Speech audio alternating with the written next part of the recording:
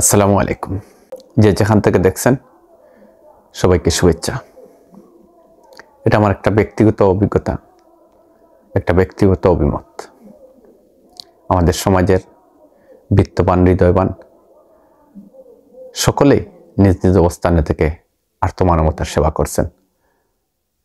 এটা আমাদের এই সমাজের একটা নিদর্শন, আমাদের ভ্রাতৃত্ব, আমাদের পারস্পরিক ভালোবাসার একটা বন্ধন। আজকে একটা বিষয় আমি দৃষ্টি আকর্ষণ করব। বিষয়টা হচ্ছে ঋণগ্রস্ত মানুষদের সহযোগিতা করার বিষয়টি।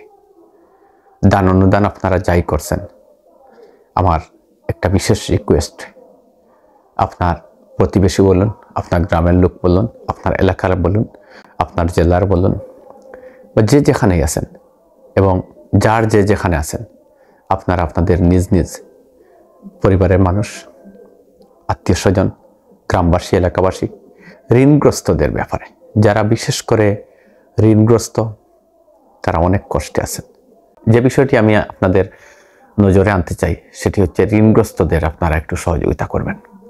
আপনি অবশ্যই খোঁজ নিলে জানতে পারবেন। এক্ষেত্রে ঋণগ্রস্ততা এমন একটি ভয়াবহ বিষয়, অনেক মানুষ ঋণগ্রস্ত, আমরা হয়তো জানি না।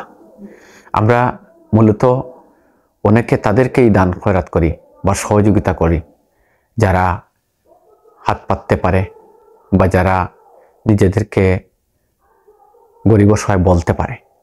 কিন্তু মধ্যবিত্ত, নিম্ন মধ্যবিত্ত, এদের মধ্যে অনেকেই ঋণগ্রস্ত আছে, যারা তাদের সামাজিক মর্যাদার খাতিরে, সামাজিক মর্যাদা হানি হওয়ার ভয়ে কারো কাছে বলতে পারে না, চাইতে পারে না, বা তার ঋণগ্রস্ততার বিষয়টি আসলে অনেকে আমলে নেন না।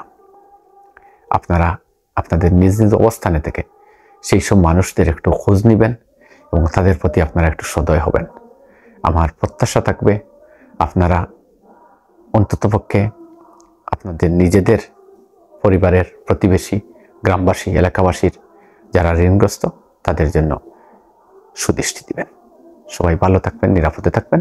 সবার জন্য দোয়া এবং ভালোবাসা রইল। আসসালামু আলাইকুম।